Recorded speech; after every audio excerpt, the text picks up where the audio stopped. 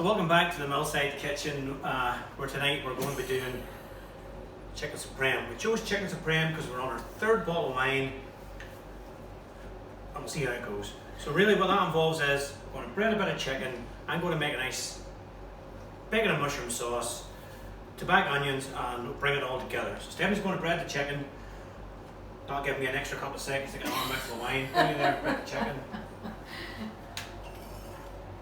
Okay, raw chicken fillet, folks. And what I say at this stage, this chicken is from Stephen McGill's. We have 2 butchers in the village at the minute, still working and operating, and thumbs up to them.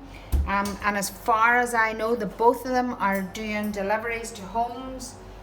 I mean, they have everything: the veg, fruit, meat. And thumbs up to them, a hard job, because I was open for a week or 2 in the middle of this, and I know how hard it is. So this one is particularly from Stephen McGill's in Cloughmills. So we're going to flour the chicken. We've done this before with the Scotch eggs. So we're going to flour, again, 1 hand clean, 1 hand dirty, and then we're going to egg. We'll go back to the dry hand for the flour. And this is our breaded chicken. So I'm going to pass this over to Darryl to finish off our bacon and mushroom sauce and crispy onions to finish the chicken supreme. Brilliant. So again, this goes in the wee frying pan. You can pan fry it, and we were operating this tonight, so we just thought we'd keep that. So we're going to deep fry that at 170. You can pan fry it, shallow fry it, a bit of oil, and then we're going to move on to the sauce. So as Stephanie says, bacon and mushroom sauce. So we've got the mushrooms, got the bacon. I'm going to put all this bacon in because we have it anyway, so put it in. That could be bacon lard-ons, it could be cooked bacon. You could start with raw bacon, but again, because we're against the clock with these videos, I had sort of cooked them strips off earlier on. So put that in there, again with the seasoning. And just to bring it along a wee bit quicker and with a bit of flavour, the garlic butter. And the beauty of that homemade garlic butter is you can really just mix up the garlic, good quantity of garlic, get it seasoned up, and the butter, and as much as you can, appreciate that smell. It's fantastic. We're going to let that cook there for about 30 or 40 seconds. Get the flavours all out. And yeah, I'm getting the bacon from there. Yes, darling. So as we develop this sauce, we're going to be moving into the validity, and you've already had the tutorial on the validity. However, people have said they would like it again, so we're going to post another just independent validity tutorial to give you the chance to really see that, because there's so much you can do with a good validity. Yep.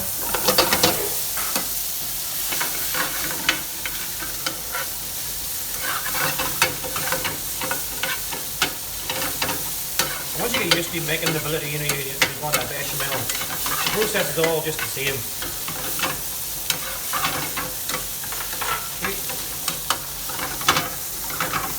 In this case, I'm going to put a splash of wine in, bring all the flavours together. Just a wee splash, just a egg cupful. That just brings all the flavours out of the pan.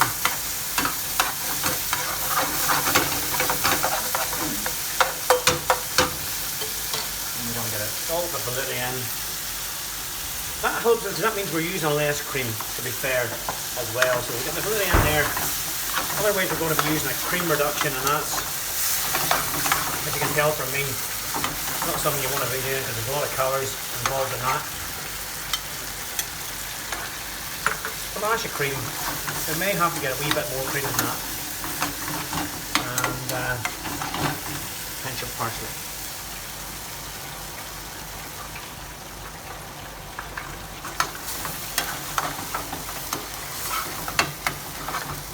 I'm going to need another wee bit of that, just a wee tiny bit, Stephen. Okay.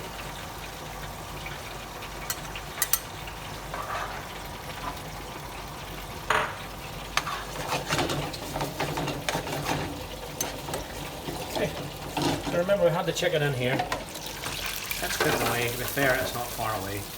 Turn that off.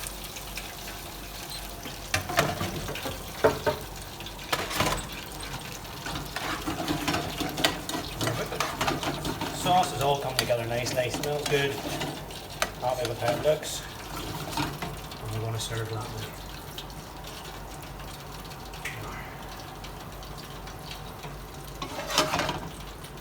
So, however,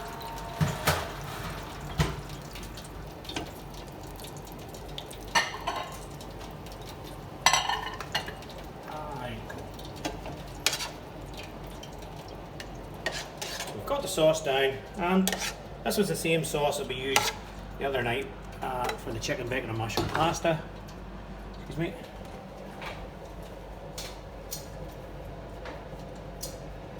That's the chicken.